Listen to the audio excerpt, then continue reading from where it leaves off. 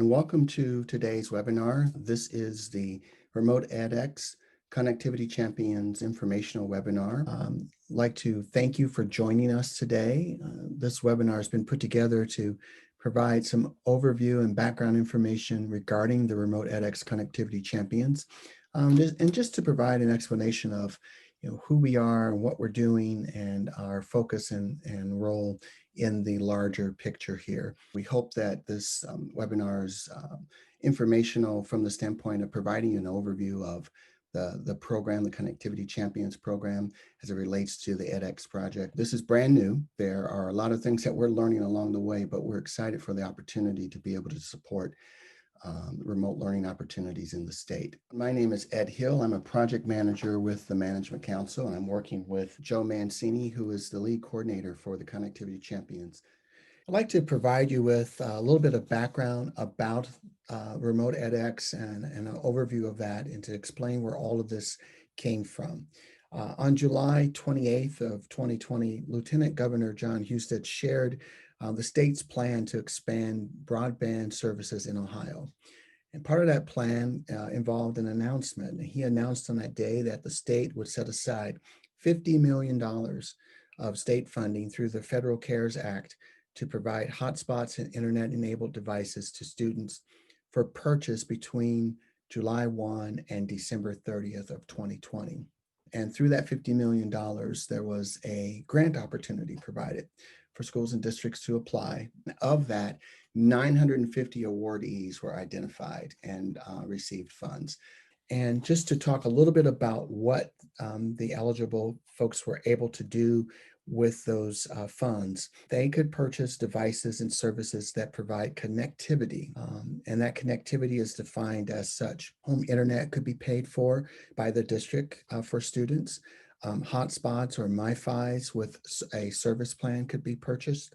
Mobile hotspots, including hotspots that would be placed on a bus that could provide connectivity to a neighborhood, as well as upgrading public Wi-Fi infrastructures and other technology that provides a connection for the student. And again, it's important that everyone knows that it wasn't just for one thing, but it was really to meet a need that the district identified in their grant application. So this entire funding effort is really surrounding making sure that students would be able to be connected for learning. There are several components of the project. One of those components is the RemotEDx support squad, and this is powered by the Ohio Education Service Centers. They are providing a concierge system that allows for educators to reach out to them for support and assistance, providing information and training opportunities in the space of remote learning. Support Squad is designed to, again, help that education or instructional aspect of the remote learning. Coupled with that is the exchange, and this exchange is powered by InfoOhio, well known throughout the state, providing great resources for learning. And so the exchange is designed to provide those resources to help in that instructional space for remote learning. And then the RemotEDx Connectivity Champions. And this is a team of people that are really deployed to assist families and schools with getting connected. And simply put, finding ways to make sure that families and students have access to remote learning and access to services and resources that enable remote learning. And so now what I'd like to do is pass this over to my friend and colleague, Mr. Joe Mancini, who's going to talk a little bit more about the Connectivity Champions. Thank you, Ed. The RemotEDx Connectivity Champions are on the support side of this endeavor. And we came up with these ideas as we went through what the Connectivity Champions are to do. Obviously March 2020 brought us into a situation where we were looking for equitable remote learning. It was born out of those frustrations, and this is where we are right now. Understanding that our role, these connectivity champions throughout the state, is to do whatever they can to assist families in making that connection for remote learning back to the school. We build relationships with various stakeholders, the families, the schools, the vendors, ISP vendors, mobile companies, telecoms that are out there, and community organizations that can assist. So one of our roles is to build those relationships. Another is to research options and resources for families. As we get service tickets and as we get calls that come into us, one of the responsibilities and roles is to do that research for the family that they may not be able to do. We respond both back to the schools and the families in timely manners to try to give them those resources. One of the things that's happening in the background of all this is the reporting side of it. Part of the RemotEDx process is to build data and to get data and build those data points and see what the issues are throughout the state, where and where they are. So as we get into it here, we'll talk about how we're set up in regions, and this connectivity champions are keeping that data and tracking that, and we report that to the state. We refer families different options that they may have or need, and in finding them a proper connection or a connection that could work for them. And based on the name, who we are, the connectivity champions, the verb champion is somebody that will rally and fight for a cause. And so a big piece of that is for them to continue to be dogged in their approach to try to help and assist those families in remote learning. So we are regionally oriented. We're regionally based. When we went through the hiring process, we looked for champions that could that know their regions. We hired 19 connectivity champions throughout the state. We onboarded them in late September and moved very quickly to get them as the boots on the ground to start working with families. They do all their work remotely. We created 5 different regions, and this map may look kind of odd, but it's based on information technology centers that are based on throughout the state. There's 18 of those. We have a West team, a North team, an East team, and a team that deals just solely with the Meta Solutions Information Technology Center. And we also have an urban team. So these people were put in place. They were hired based on their customer service skills, their technology skills, and their knowledge of K-12 schools. And they each have their individual talents that they provide and give to the families and districts. We have this central urban team. It consists of 4 members: Ahmad Brown, Farhia Mohammed, Gabriela Gonzalez Ibanez, and Lauren Monowar Jones. In the East region, Allison Yonkers is the team lead, along with Michelle Fleming, Jacob Miller, and Jesus Hampton. In the West region, Daryl Mitchell is the team lead, along with Kelly Lewis, Jackie Matheny, and Craig Batke. And in the North region, Trent Miller is the team lead. Jill Jones, Kayla Sokola, and Matthew Mooney are team members. In the Meta Solutions region, Mary Butts is the team lead, along with Tim Barnett and Luke Ortman. The plan moving forward and what we've been doing has been, number one, to engage. We felt it was vital for us to get the word out and to engage with information technology centers, school districts, as much as we could right off the bat. And we accomplished that early on. And now we're making these connections with school districts and trying to get the word out to the families. And if we get the word out to schools, we feel that families will then also be informed of the services we provide. And that is, finding that connectivity, and trying to do our best to maintain or, find connectivity for families that have are having issues with internet in their communities. Working with families to find those viable internet options has been our number one goal. In working with school districts in the Broadband Ohio Connectivity Grant, as they purchased items or purchased hotspots to help assist and deploy those. We work alongside school districts in engaging families to make sure they are connected to remote learning. We do this through a team process in those regional teams, and connecting with those families and school districts has been a vital piece to what we are doing and what direction we are going. The Connectivity Champions, even though Ed had mentioned the grant expenditures have to be done by December 30th, the Connectivity Champions will be available through June 30th, 2021. So our services will not end when those grant monies have to be expended.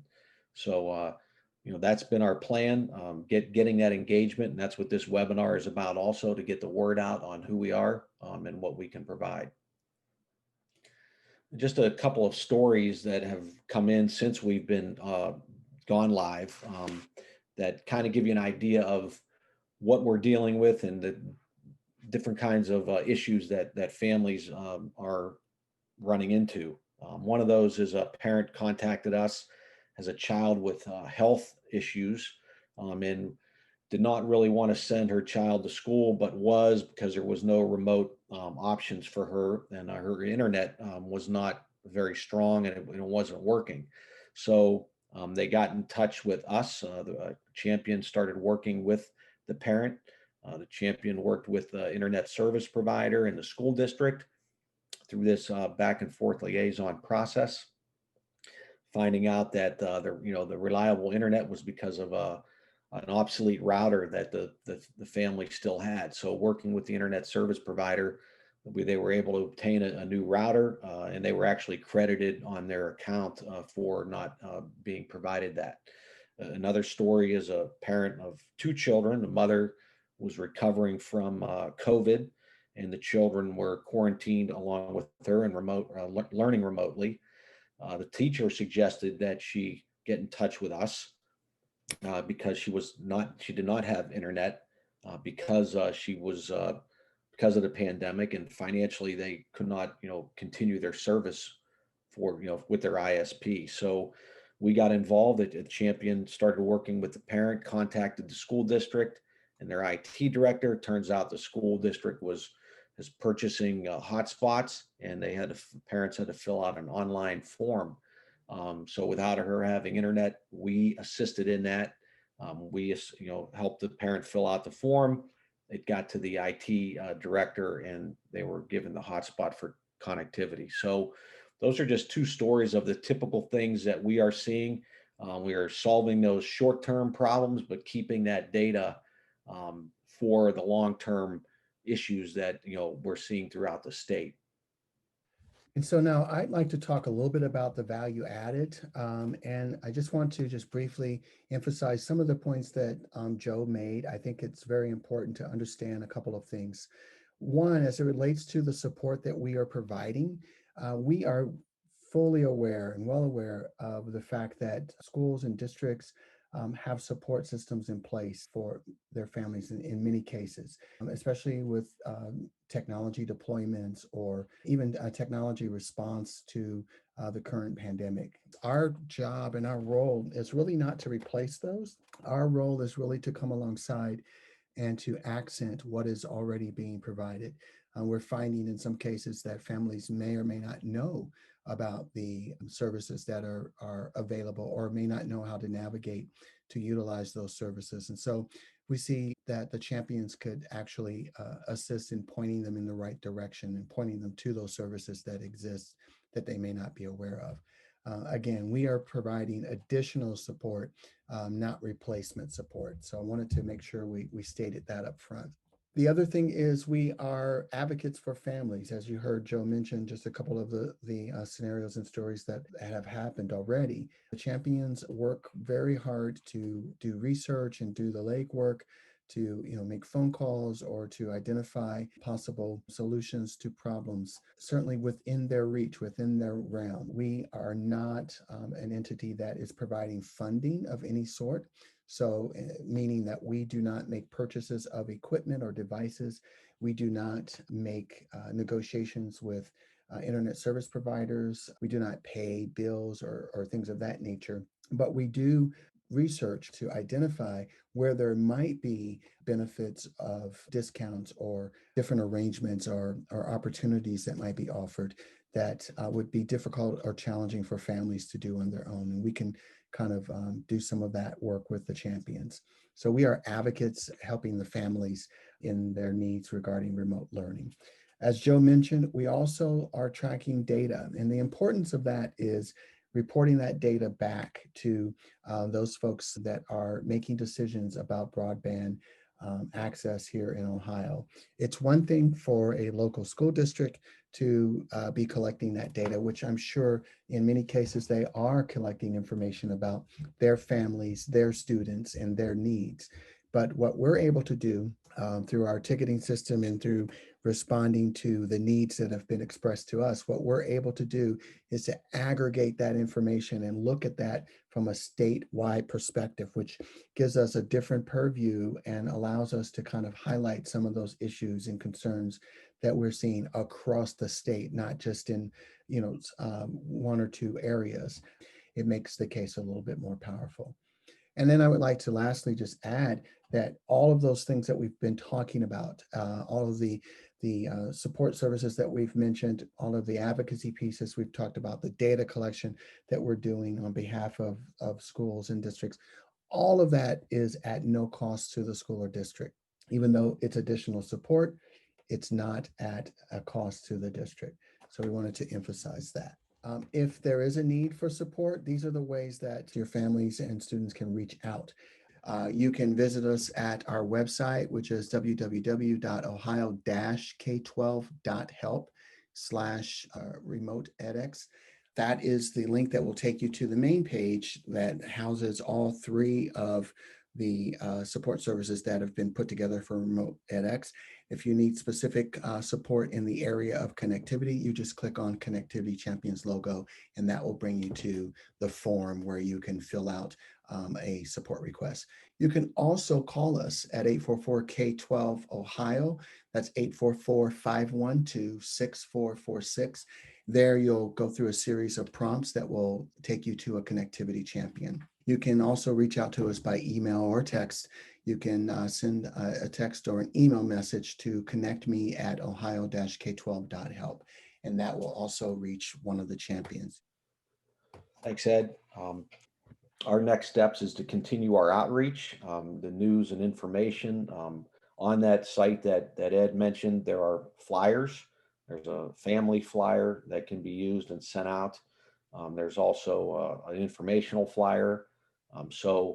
We're asking anybody that would go to that website and get those flyers and produce them and put them on your websites and to help us get the word out. We have our own Twitter page, which we just created, and hopefully we will be using that to tie into a lot of other services in the state of Ohio that we can reach out and let you know about our service. We are in the process of getting our Facebook page going to tie into other Facebook pages throughout the state. And just organizations. We've reached out to the ITCs. They know about us. We've reached out to school districts as best we can, and we'll continue doing that.